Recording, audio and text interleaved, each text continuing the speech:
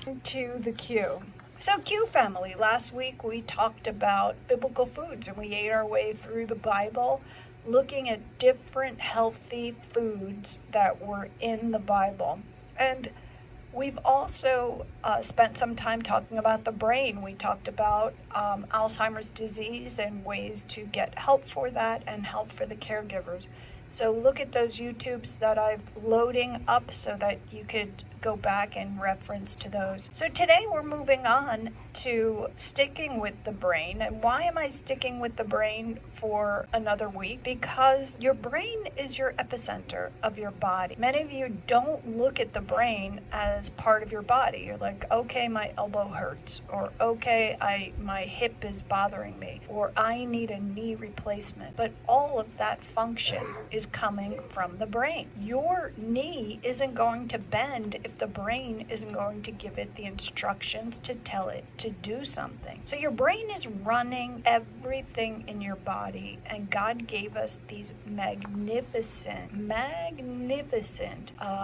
part of our body. And scientists don't even know remotely a tenth of what they think they know about the brain because they just can't. It's so complicated and so complex, and that's what makes our bodies are so complex and so complicated. And today I want to look at just a part of what your brain does for you, which is establish pain. So pain comes from the brain. Pain starts in the brain. So your hip hurts, and that's a trigger, and it triggers signals up your spinal cord into your brain, and your brain is like, hey, wait a minute. So let's say, for example, Q family, you touch the stove, right? And all of a sudden, ouch is right.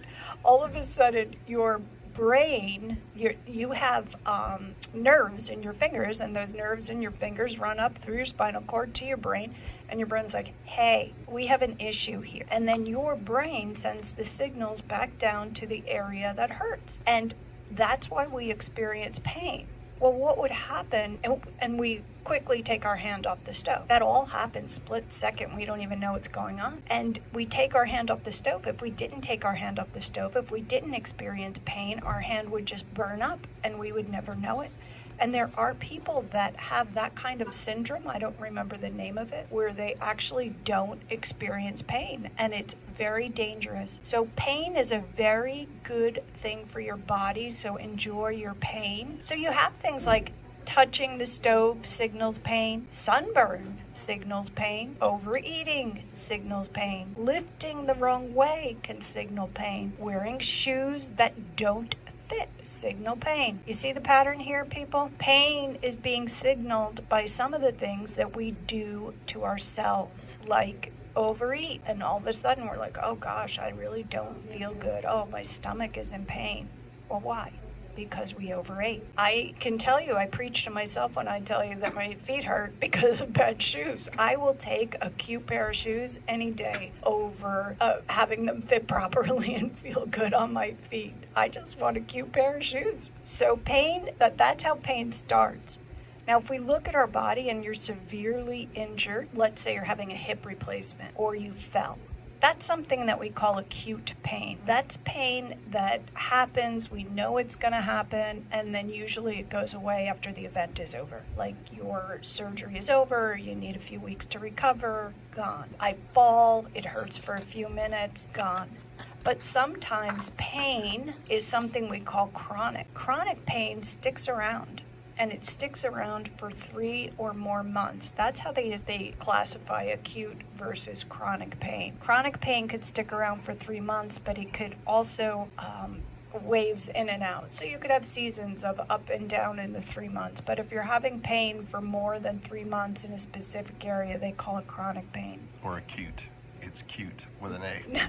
Acute. A-Q-U-T-E. A-Q-U-T-E is when I fall or I stub my toe. That's acute pain. It just comes, it goes, we know it's over. And it ain't real cute. And not cute at all. And that chronic pain just sticks around. So here's an example of what actually happens. Do you realize we have 45 miles of nerves in our body? 45 miles of nerves in our body. That is incredible when you think about how much is jam-packed in our bodies. but 45 miles of nerves. And those nerves are signaling the brain all of the time for all kinds of different things. And then your brain evaluates what the danger is. So you touch the stove, your brain quickly evaluates this is an issue and sends signals to that area. And depending on how bad the injury is, the brain will signal an experience of, a lot more pain versus a little more pain, right? A gunshot's gonna hurt. You cut yourself, it's gonna hurt. You pick at your finger, not so much gonna hurt. You scratch your face, that's not really a bad hurt. But all along, the pain signals go to the brain. The brain remembers it. This is the beauty of the brain. So the brain it remembers that experience, and it creates a profile of that experience. So it knows what that experience was like and what that pain level was like. And all of this takes place in a split second. So the warning system in the brain just evaluates the pain experience on an incident by incident basis, and it generates impulses accordingly so that the body gets better and better at producing pain. The instigator behind chronic pain is something called sensitization. Okay, say that. Sensitization.